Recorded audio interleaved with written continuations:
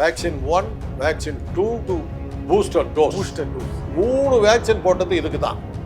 இதுக்கப்புறமும் கொரோனா திருப்பி வருதுன்னா இப்போ நீ போட்ட 3 வேக்சினுக்கு என்ன ஏமாத்துங்க? மருந்து நீ வித்துருக்க போலியான வேக்சினை நீ கொடுத்துருக்க. கொரோனா நேற்று வருது, இன்னைக்கு எப்படிடா வேக்சின் வச்சிருக்க? அப்படின்னா நீ வேக்சின் தயார் பண்ணிட்டு நோயை உருவாக்கி. அறிவியலுடைய வளர்ச்சின்னு அப்படின்னு கொண்டாடப்பட்ட அறிவியலுடைய வளர்ச்சி இந்த மாதிரி அழிவை நோக்கி போயிடுச்சு. ஒரு வேக்சின் தயார் பண்ணதுக்கு பிறகு அது வந்து மனிதனுக்கு நோய் எதிர்ப்பு சக்தியை உண்டாக்குதா இல்லையாங்கிற ஸ்டடி பண்ணுறதுக்கு ஒரு 6 மாதம் தேவைப்படாது. ட்ரம்ப் வந்து அகமதாபாத்தில் வந்து மோடியை பார்த்துட்டு போகிறார். ஒரு 2 மாதம் கழித்து ஜின்பிங் வந்து மகாபலிபுரத்தில் வந்து மோடியை பார்த்துட்டு போகிறார். அதுக்கு அடுத்த மாதம் கொரோனா உலகம் பூரா உடனே பில்கேட்ஸ் அதுக்கான வேக்சினை வச்சிருக்காரு. அந்த வேக்சினை நாமளே தயாரிக்க முடியும் போது தடை போய் விதிக்குது அன்றைக்கி இருக்கிற அரசாங்கம். இதை நான் கேட்க போய் தான் என்னை வந்து அவரை போக சொல்லுங்க. போகும்போது நான் சொல்லிட்டேன், அரசாங்கம் சில முயற்சிகள் எடுக்கிறாங்க, அதை கேட்டு. ஏன்னா அன்றைக்கி வந்து மோடி ஒரு பிரமாதமான ஒரு வைத்தியம் ஒன்று சொன்னார். அதில் தான் கொரோனா கட்டுப்பட்டதே அதில் தான். மொட்டை மாடியில் போய் நின்று கை தட்டினாங்க கொரோனா போயிடும். நம்மக்கிட்ட ஊடே இல்லை, இதில் மொட்டை மாடியில் போய் கை தட்டணும். கருப்பை புற்றுநோய் குறித்த சந்தேகங்களுக்கான தங்கம் ஹோப்பை இலவசமாய் அணுகுங்கள். ஐயா வணக்கம். மீண்டும் கொரோனா தொற்று அப்படின்ற ஒரு பதட்டம் தோன்றியிருக்கிறது. முதல்ல இந்த கொரோனா தொற்று வீரியமிக்கதாக இல்லை அப்படின்னு அரசு தரப்புல சொல்லியிருக்காங்க. இது என்ன தன்மையில் இருக்கு? இது அரசாங்கத்தில் இருக்க அத்தனை பற்றி உள்ளதான் தடும். எந்த நோய்க்கும் இல்லாத தடுப்பு மருந்து இதுக்கு தான் இருக்கு. இதுக்கு கொரோனா தொற்று vaccine 1, vaccine 2, booster dose. 3 vaccine போட்டது இதுக்கு தான். இதுக்கப்புறமும் கொரோனா திரும்பி வருதுன்னா இப்போ நீ போட்ட 3 வேக்சினுக்கு என்ன அர்த்தம்? பதில் சொல்லு. ஏமாத்தலையா? ஆப்ரேஷன் அப்போ இப்போ அந்த மருந்தை நீ வித்துருக்க போலியான வேக்சினை நீ கொடுத்துருக்க. இதுக்கு பதில் சொல்லு. அன்னைக்கு நான் அதை பற்றி பேசும்போது என்ன டிவிலேருந்து வெளியே அமிச்சல? பேசாதவன்னு வெளியே அமிச்சாங்க. என்ன சில கேள்விகள் கேட்டேன். எப்படி அவ்வளோ சீக்கிரம் வேக்சின் வந்ததுன்னு கேட்டேன். மறு வாய்ப்பு இல்லைங்களா? எப்படிங்க முடியும்? அந்த பூச்சி என்னன்னு நீங்கள் ஸ்டடி பண்ணுறதுக்கு நீங்கள் முதல்ல அந்த பூச்சியை வளர்த்துறதுக்கான மீடியா ஒன்று தயார் பண்ணணுங்க. சரி, அந்த மீடியாவை வந்து அந்த பூச்சியினுடைய தன்மை முதல்ல தெரிஞ்சாதானே நீங்கள் மீடியா தயார் பண்ண முடியும். அதை ஸ்டடி பண்ணுறதுக்கு உங்களுக்கு 6 மாதம் ஆகும். அதுக்கு பிறகு அந்த நீங்கள் ஒரு வேக்சின் தயார் பண்ணதுக்கு பிறகு அது வந்து மனிதனுக்கு நோய் எதிர்ப்பு சக்தியை உண்டாக்குதா இல்லையாங்கிற ஸ்டடி பண்ணுறதுக்கு ஒரு 6 மாதம் தேவைப்படாது. இல்ல கட்டாயமா இந்த மாதம்ல தேவைப்படுமா? ஆமா, இன்னைக்கு இருக்க அறிவியல் தொழில்நுட்பத்துல எளிமையா வேக்சினேஷன் போடுறவங்க வந்து பிசிஜி வேக்சினேஷன் போட்டவங்க முதல்ல ஒரு டெஸ்ட் டோஸ் போடுவாங்க. போட்ட உடனே அவனுக்கு இந்த வேக்சின் ஒர்க் பண்ணுதா இல்லையாங்கிறத எப்படி கண்டுபிடிப்போம்னாக்கா, அவனுக்கு வந்து ஒரு இது அடையாளமும் இல்லை. அந்த வேக்சின் குத்துன இடத்துல அந்த டெஸ்ட் டோஸ் போட்ட இடத்துல ஒன்றுமே இல்லைன்னாக்கா இவனுக்கு எதிர்ப்பு சக்தி இருக்குது, இவனுக்கு வேக்சினை இன்ஜெக்ஷன் போட்டோம்னா கம்ப்ளீட்டாக ப்ரொடெக்ட் ஆகிடுவான்றதுக்கு தான் நம்ம இது பண்ணுவோம். சரி, கிட்டியோ வந்ததுன்னு வச்சுங்க, எதிர்ப்பு சக்தியில் வேக்சின் கொடுத்தோம்னா மாட்டிக்குவான், கொடுக்க மாட்டோம். பிசிஜி வேக்சின் அப்படி தான் போட்டோம். எங்களுக்கெல்லாம் போட்டு இன்னும் இருக்குது அடையாளம். 6ஆம் கிளாஸில் போட்டுக்கிட்டோம். இன்னைக்கு வரல எனக்கு டிபி வரல. ஒரு இன்ஜெக்ஷன் அதுதான் வேக்சின். வெள்ளைக்கார காலத்தில் வந்து அம்மை நோய்க்கு வந்து கட்டாயப்படுத்திட்டாங்க, சட்டபூர்வமாக்கிட்டாங்க. குழந்தைக்கு அம்மை ஊசி போடலன்னா பெற்றோர்கள் ஜெயிலில் போடுவேன்ட்டாங்க. அத்தனை பேர் போட்டுக்கிட்டாங்க. இன்னைக்கு அம்மை நோய் ஒழிக்கப்பட்டது. போலியோ டிராப்ஸ் 1 டிராப்பு தான் குழந்தைங்களுக்கு போட்டோம். ஒரு 2 வருஷம் விடாம 2-3 டோஸ் வருஷம் 3 தடவை போட்டோம்னா முடிஞ்சு போச்சு. இன்னைக்கு போலியோ ஒழிக்கப்பட்டு விட்டது. இந்த ஒரு நோய்க்கு தாங்க முதல்ல ஒரு வேக்சின், அதுக்கப்புறம் இன்னொரு வேக்சின், அப்புறம் ஒரு பூஸ்டர் டோஸ். இல்லை நீங்கள் மருத்துவன்றதுக்காக புரிதலுக்கு கேட்குறோம். இப்போ இந்த தொற்று வீரியமிக்கதாக மாறி இருக்கலாம் இல்லையா? வீரியமிக்கதாவோ எதாவது இருக்குது. எப்படி வருது? நாங்கள் எந்த அளவுக்கு நாங்கள் தைரியமாக இருந்திருக்கோம்னா, அம்மை நோய்க்கான வேக்சின் தடுப்பூசியை இந்த கிங் இன்ஸ்டியூட் கிண்டியில் வச்சுருக்கோம், அழிச்சிட்டோம். ஏன்னா அதை பயன்படுத்தி அந்த வைரஸை உருவாக்கிட முடியும். நோய் தடுப்பு வேக்சினை எப்படி பண்ணுறோன்னா, அந்த கிருமியவே வீரியத்தை இழக்க வச்சு, சக்தியை இழக்க வச்சு அதை டம்மி ஆக்கிடுறோம்.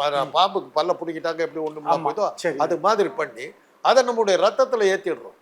ஏற்றிட்டாக்கா வெள்ளணுக்கள் வந்து அதை பார்த்து கண்டுபிடிச்சிட்டு இது ஏதோ புதுசாக வந்துன்னு சொல்லி அதை ஸ்டடி பண்ணி இது வந்து இந்த மாதிரியான விஷத்தை வச்சுருக்குது, இதுக்கு மிருவாக இந்த மாதிரி நம்ம ஒரு விஷயத்தை நம்ம ஒரு ஆன்டிடோட்டை நம்ம உருவாக்கணும்னு சொல்லி அதுக்கு தெரியும்.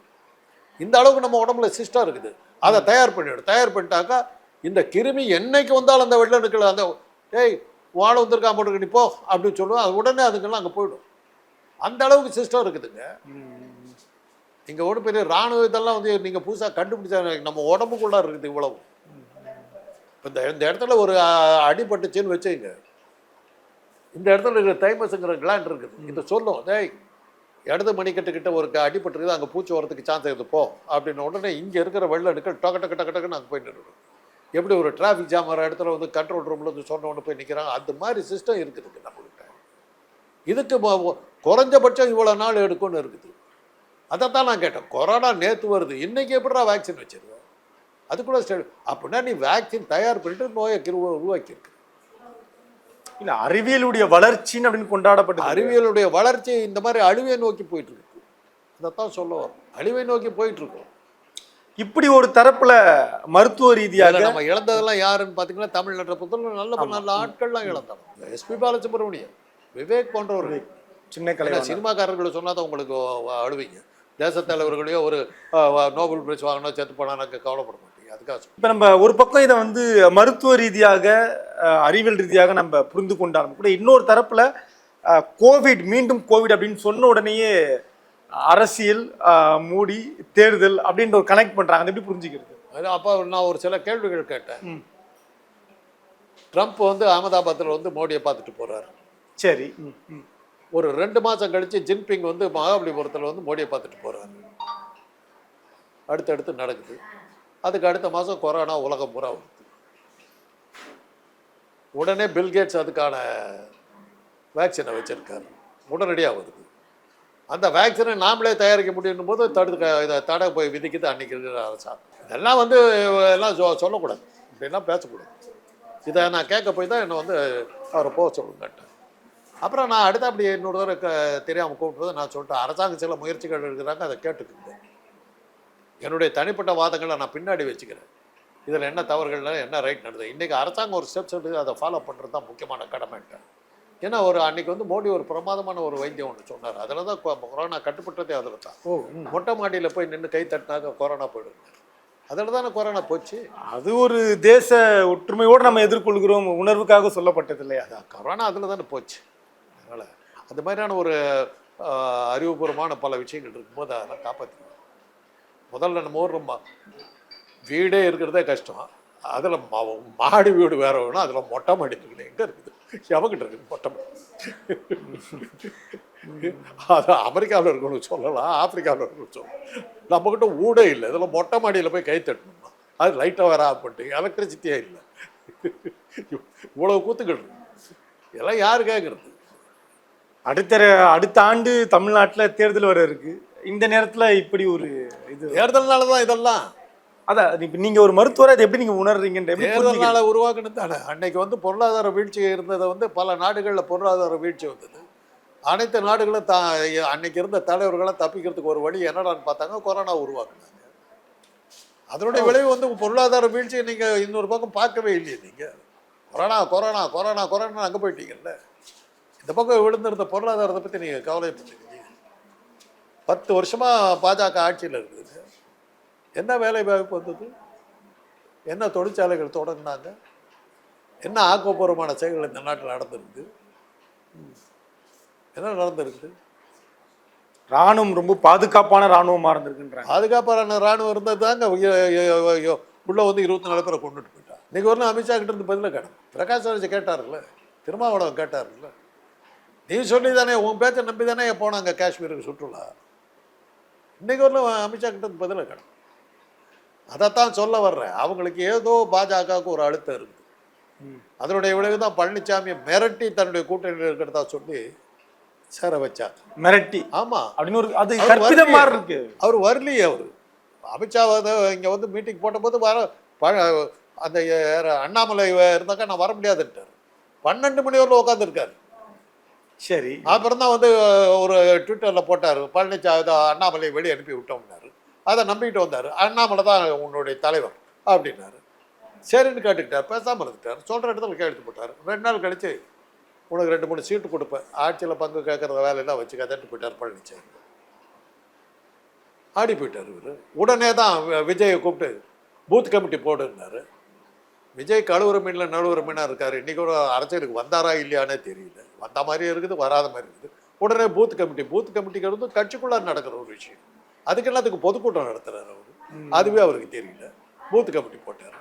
அது ஒன்று சரிப்பட்டு வரல. உடனே ரஜினிகாந்த் ஒரு மிரட்டி இந்த இதுக்கு இராணுவத்துக்கு நான் பாதுகாப்பு கொடுக்கணும் ஒரு இது விட்றாரு. உடனே அஜித்துக்கு வந்து பத்மபூஷன் கொடுக்குறாரு, விஜய்க்கு செக்கு. என்னதுக்கு இவ்வளோ டெஸ்பரேட்டாக இருக்கிறீங்க? எப்படி சார் இவ்வளோ விஷயத்தையும் ஒரே சங்கிலிக்குள்ள கொண்டு இவ்வளவு நீங்க கொடுத்த செய்திகள் தாங்க. நாங்க செய்தி கொடுத்தோம், நீங்க சம்மந்தப்படுத்தி அதெல்லாம் 1+1 சேர்த்தணும். அப்படித்தாங்க பார்க்கணும். ஷெர்லாக் ஹோம்ஸ் கதையெல்லாம் படிச்சிருக்கீங்களா? ஷெர்லாக் ஹோம்ஸ்னா யாரும் தெரியுமா? தெரியாது. மிகப்பெரிய துப்புரையும் கதைகள் அந்த காலத்துல. கானன் டாயில் எழுத. சரி. அவன் எவ்வளோ பெரிய துப்புரவாளன்னாக்கா, ஒருத்தன் வர்றான், அவர்கிட்ட கண்டுபிடிச்சி கொடுக்கணுங்கிறதுக்காக வர்றான். வந்து உக்காடுறான் முன்னாடி. என்ன பஸ்ஸில் லெஃப்ட் சைடில் உட்காந்துட்டு வந்த போல் இருக்கு, ஒரே இதாக டயர்டாக வந்திருக்க போல் இருக்கு அப்படின்னு. எப்படி தெரியுங்க? லெஃப்ட் சைடு தலை கலைஞ்சிருக்குது, அந்த காற்றடிச்சிருக்குது. வரிசையாக சொல்லிட்டு வரும். அப்படி உள்ள நுழையும் போது அதான் ஷெர்லாக் ஹோம்ஸ். ஒவ்வொன்றையும் நீங்கள் பார்க்கணும். ஒரு அரசியல் இதில் பார்க்கும்போது இதெல்லாம் நாங்கள் வந்து ஆதி காலத்துலேருந்து பார்த்துக்கிட்டு இருக்கோம். 3% பத்திரிகை தாங்கி தப்பிச்சு திராவிட இயக்கங்கள் வருதுன்னாக்கா எப்படிங்க? இவ்வளவெல்லாம் செய்வான். பாரதியார் சொல்லியிருக்காருல்ல, சூதுமிக செய்வான் பார்ப்பான் பணம் வருகிறது என்று உடலும் வேர்ப்பான்னார்ல. பாரதியார் சொன்னார், அவங்க ஆள் சொன்னார். அப்படிப்பட்ட ஆளுங்களோட மோதிரங்க. வெள்ளக்காரங்கிட்டையும் செக்ரட்டரியாக இருப்பார், சுதந்திரம் கிடைச்சாக நேருகிட்டையும் செக்ரட்டரியாக இருப்பார். இந்த மாதிரி ஆளுகள். HYR ஐயங்கார், மவுண்ட் பேட்டனுடைய last viceroy of British government, அவருடைய செக்ரட்டரி HYR ஐயங்கார். சுதந்திர போராட்டத்தில் நேருவை கைது சொல்ல உத்தரவு போட்டவர் அவர். சுதந்திரம் கிடைத்து பிரைம் மினிஸ்டர் ஆஃப் இந்தியான்னு சொல்லி நேரு வர்றாரு. அவருக்கு யார் செக்ரட்டரினா அதே HYR ஐயங்கார். அந்த மாதிரி ஆளுங்களோட போட்டி போட்டுக்கிட்டு நாங்கள் வர்றோன்னா இதெல்லாம் பார்க்காம வர முடியுமா? இன்னொரு தரப்புல திரு எடப்பாடி அவர்கள் வந்து தன்னுடைய ஆளுமையை நிரூபித்து விட்டார். பாருங்க, அண்ணாமலையே வெளியே அனுப்பிட்டாரு, திமுகவுக்கு எதிரான ஒரு கூட்டணியும் அமைக்க தொடங்கிட்டாருன்றாங்க. அது எடப்பாடியோட ஆளுமையில பார்க்கப்படுது ஒரு தரப்புல. அப்படி இருந்தால் நல்லா இருக்கும், வரவேற்கு. திராவிட இயக்கங்கள் ஒரு இதை ஸ்ட்ராங்காக இருக்கணும்.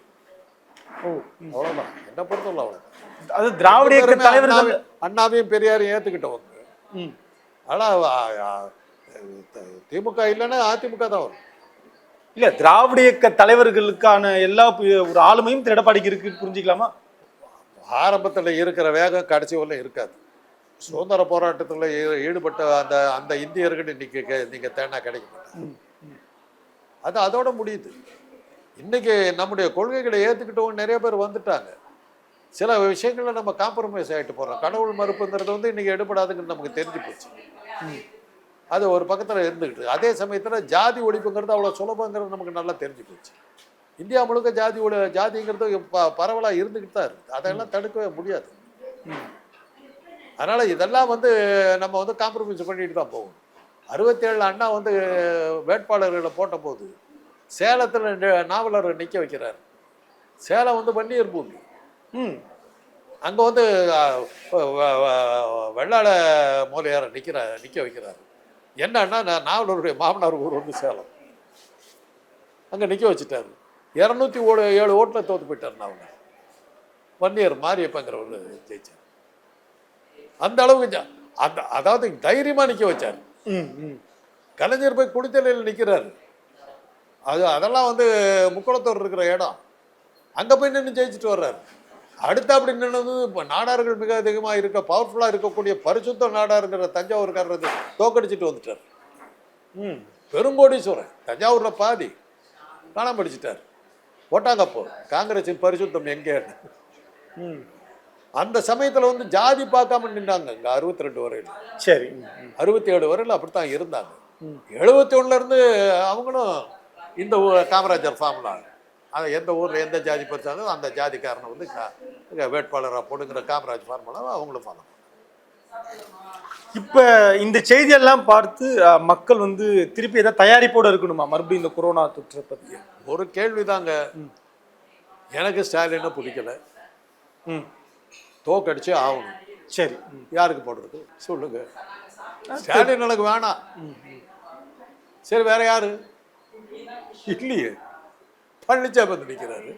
இல்லாட்டி போன உங்களால் ஆதரித்து தூக்கி விடப்பட்ட ஒரு மகத்தான தேசிய தலைவர் சீமானை கொண்டு நிறுத்துறீங்க.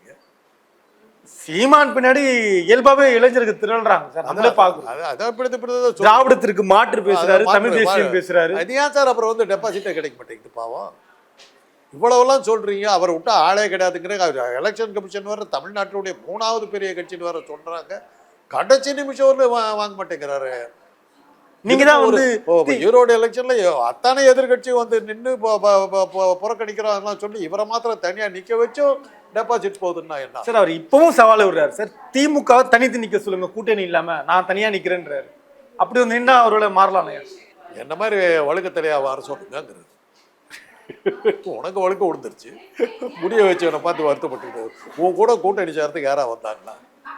உனக்கு எலெக்ஷன் கமிஷன் உனக்கு எல்லாமே கொடுத்துருக்கு. தமிழ்நாட்டோட 3வது பெரிய கட்சிங்கிற அங்கீகாரம் கொடுத்து உடனே உனக்கு சின்னம் ஒதுக்கிறது. இவ்வளவு எல்லாம் உனக்கு வந்து பாஜகவுடைய சப்போர்ட் இருக்குன்னு தெரிஞ்ச பிறகு கூட நீ தனித்து நிற்பேன் நீ சொல்றதுக்கு என்ன காரணம்? உன் கூட யார் கூட்டணி சேர வந்தா யாரை நீ மாட்டேன்னு சொன்னேன் சொல்லு பார்க்கலாம். இந்த கட்சி என்னோட வந்து கூட்டணி பேச வந்து நான் ஏற்றுக்கொள்ளவில்லைன்னு சொல்லுங்களா பார்க்கலாம். ஒரு கட்சியை சொல்ல நீங்க சொல்ற வாக்கு இதை ஏற்றுக்கிறேன். யாரும் சீண்டலிங்க, நீங்க மருத்துவர். அவர் என்ன சொல்றாரு? திமுகக்கு எதிராக பேசினாலும் நீங்க பிஜேபின்னு சொல்லலாமா? திமுகவும் பிஜேபி தாங்க ரெண்டு தாங்க ஐடியாலஜிக்கல் கொள்கை அடிப்படையில் வேறுபடுற கட்சிகள். சரி, மற்றவங்க எல்லாம் பொழப்புக்காக கட்சி நடத்துறாங்க. திமுக வந்து நான் ஏன் பேசிக்கிட்டு இருக்கேன்? திராவிட இயக்க கொள்கைகளை அவங்க தெரிஞ்சோ தெரியாமலோ அவங்க சப்போர்ட் பண்ணிட்டு இருக்காங்கிற நம்பிக்கையில தான் நான் பேசிக்கிட்டு இருக்கேன். அதனால தான் அவங்க வெளிப்படுறாங்கன்னா நான் ஆட்டோமேட்டிக்காக நான் வெளியே என்னுடைய ஆதரவுலாம் இருக்கேன். இன்னைக்கு பார்த்தீங்கன்னா பெண் விடுதலை. இன்னைக்கு இன்னொரு பாயிண்ட் எடுத்துக்கங்க. ஒன்றிய அரசு இன்னைக்கு திமுக அரசாங்கத்தை கட்டுத்தானே பயந்துட்டு இருக்குது. உங்களுடைய ஜனாதிபதி ஏங்க உச்ச நீதிமன்றத்துக்கு மேல என்ன கேள்வி கேட்டிருக்காங்க? தமிழ்நாடு சட்டமன்றத்தில் நிறைவேற்றப்பட்ட தீர்ப்புகளுக்கு எதிர்த்துதான் அந்த மாதிரி கேள்வி கேட்குது. நாடே நடுங்குது இல்லை? தமிழ்நாடு சட்டமன்றத்தை பார்த்து நடுங்குது இல்லை? உனக்காச்சும் எனக்காச்சும் நிற்கிறாரு இல்லை? தன்னால் ஒன்றும் பேச முடியலன்னு மோடி நடுங்கி போய் குடியரசுத் தலைவருக்கு பின்னாடி போய் ஒன்றாரு. என்ன அர்த்தம்? புறமுது காட்டி ஓடிட்டாருன்னு தான் எடுக்கிறேன். சொல்லுங்க பாருங்க. நடுங்கி போயிட்டேன். உடனே இத்தனை வருஷமா வச்சிருந்த மசோதாக்களுக்கு கையெழுத்து ஏன் அந்த ஆள் போடுறாரு? ஏன்னா சுப்ரீம் கோர்ட்டு கேட்குது எப்படி நிறுத்தலாம் நீன்னு கேட்குது. அந்த அம்மா கேட்ட கேள்விக்கு அதிலே பதில் இந்த மாதிரி நிறுத்தினா தான் தீர்ப்பு கொடுத்தவங்க அவதியா போடுறாரு. இவர் ஸ்டாலின் போகல, ராஜ்பவனுக்கு போகல. ஐயோ இந்த மாதிரி தான் போட்ட ஐயோன்னு ஒன்றும் பண்ணிவிடாத நடுங்கிறான் அந்த ஆள் கவர்னர். இந்திய நாடே இன்னைக்கு அதாவது 3%காரருடைய முழு ஆதரவு பெற்ற அந்த பாஜகவினுடைய ஆட்டம் ஆடி போய் கிடக்குது. ஜனாதிபதி பின்னாடி போய் ஒண்டிக்கிட்டு நிற்கிறாங்க. ஸ்டாலின் நிற்கிறாரு. இதுக்காக கோலியாத்துன்னு ஒரு கதை இருக்கு. இதுக்காக உருவாக்கப்படுதுன்னு புரிஞ்சுக்கலாமா? கோவிட் எல்லாம் எது தெரியாது. எலெக்ஷன் நேரத்தில் என்ன வேணாலும் வரும். இதை இவ்வளவுக்கு அப்புறமும் வந்து அந்த தீவிரவாத தாக்குதல் வந்து எதிர்பார்த்த பலனை கொடுத்த மாதிரி தெரியல. சரி, அதனாலதான் அவங்க தடுமாறுறாங்க. அதுக்கு அடுத்த ஆயுதத்துக்கு போறாங்க. இல்ல கோவிட் பலன் கொடுக்குமா? அப்ப தெரியாது.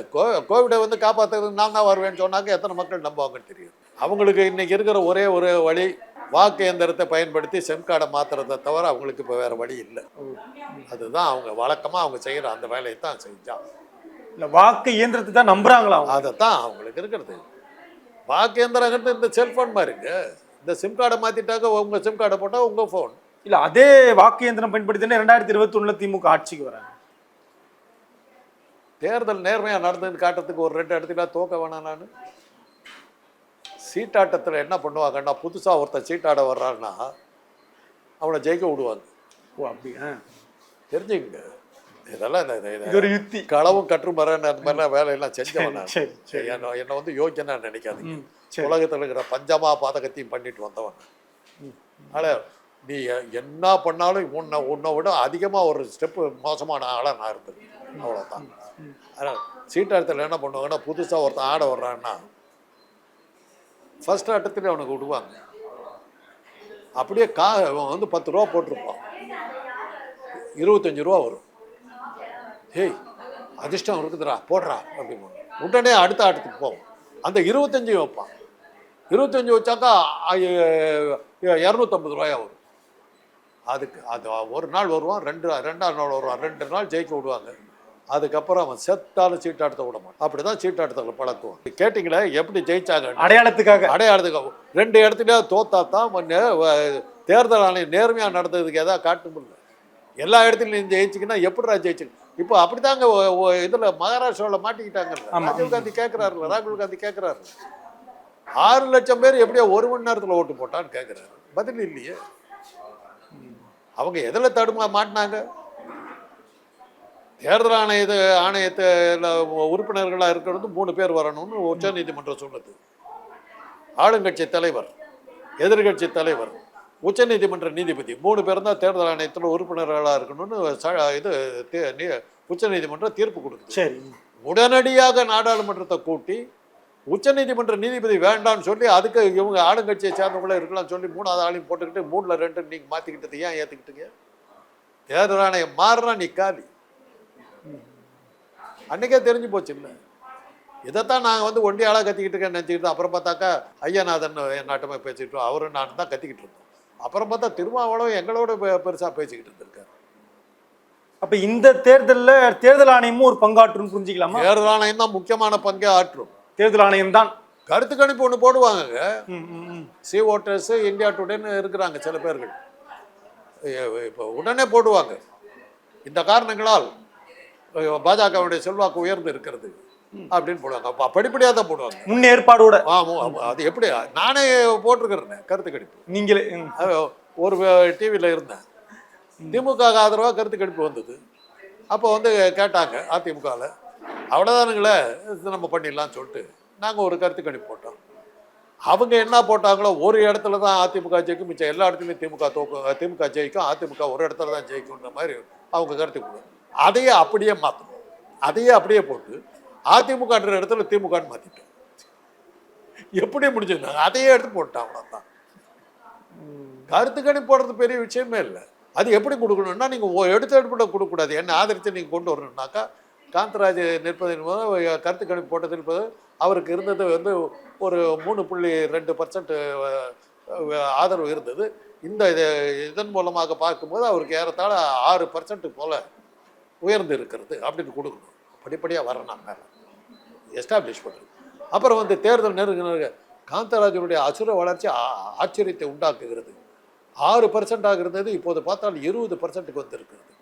பெரிய வளர்ச்சியாக இருக்கிறது.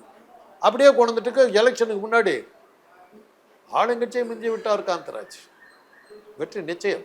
அப்போ நீங்கள் கருத்து கணிப்பின்படியே தேர்தல் முடிவுகள் அவ்வளோ. இப்போ பொறுத்திருந்து பார்க்கலாம் கோவிட் பலன் கொடுக்குதா இல்லையா. தேர்தல் நேர்மையாக நடந்தால் இன்னைக்கு இருக்கிற சூழ்நிலையில் பாஜக எதிர்த்து நிற்கிற எல்லாருமே ஜெயிப்பார்கள். அவ்வளோதான். நன்றி டாக்டர். கருப்பை புற்றுநோய் குறித்த சந்தேகங்களுக்கான தங்கம் ஹோப்பை இலவசமாய் அணுகுங்கள்.